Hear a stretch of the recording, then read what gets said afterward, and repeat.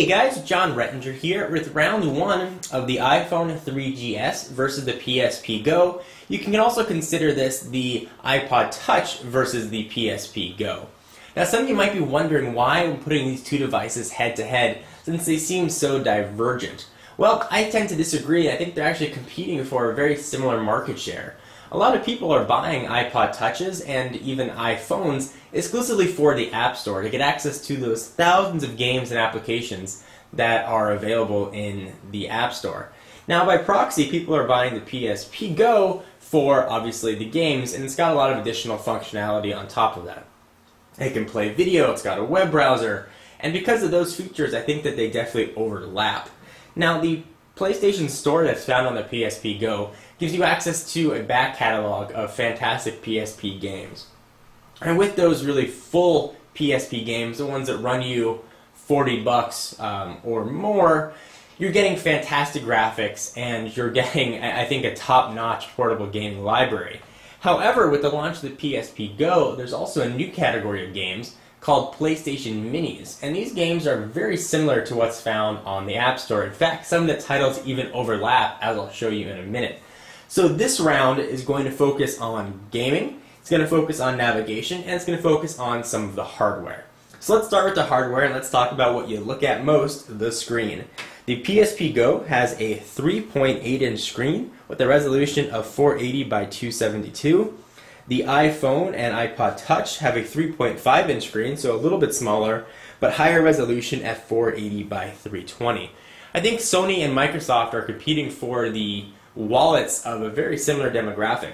The iPhone is going to run you anywhere from $199 to $299 on contract. The iPod Touch anywhere from $199 to $399, and the PSP Go comes in at $250. So there definitely is an overlap in price there. Let's go in and talk about games in particular. So I mentioned earlier these PlayStation Minis, and you can see right here I'm in the PlayStation Store taking a look at some of the minis that are available. So right now there are only a few that are available. One of them in particular stood out for me, and that is right here, Hero of Sparta. That's a game that's been very popular for the iPhone and iPod Touch. So one thing to note, the game here is $6.99 from the PlayStation Store.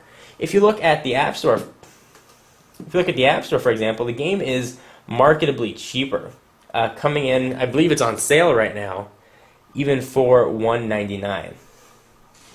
Go back and see I've searched for Hero of Sparta. So there's definitely a big difference in price, but is there a big difference in the quality of the game? Well, let me show you real quickly what the graphics on both look like, and you can be the judge, and I'll offer my opinion since it might not be the fairest reflection that shows up on film.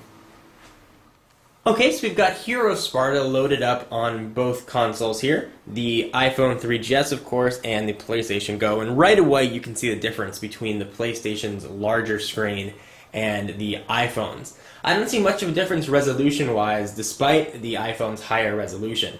I will tell you that navigating around on the iPhone without any physical buttons can be a bit difficult. For example, here you've got to use a virtual joystick, whereas on the PSP Go you can actually rely on a physical analog stick, which makes things a lot easier, in my opinion.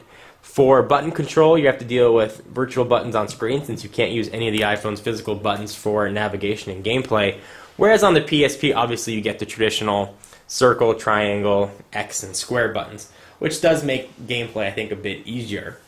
But taking the navigation aside, from a purely graphical standpoint, I think you are getting slightly better graphics on the PSP Go.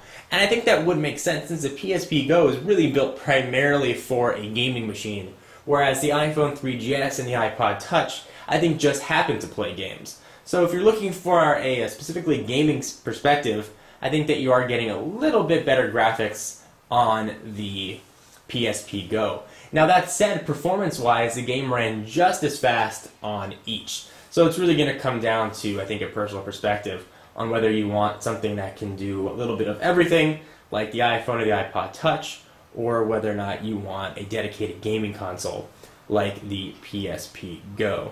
I will say, though, Hero of Sparta is a very fun game, so give it a download if you'd like. Although I'm not so sure the little bit of added graphics is worth the ridiculously additional price that you have to pay for the PSP Go. So let's go ahead and back out of here and go back to the home screens of each device.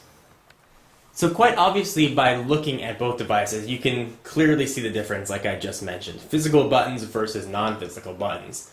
Now you're also dealing with a touchscreen versus a non-touchscreen.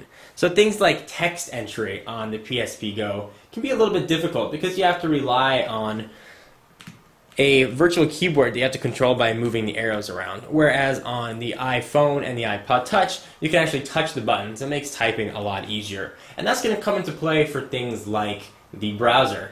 Now the browser and video quality and music functionality, I'm going to show you in future rounds. For right now, I wanted to focus just on gaming.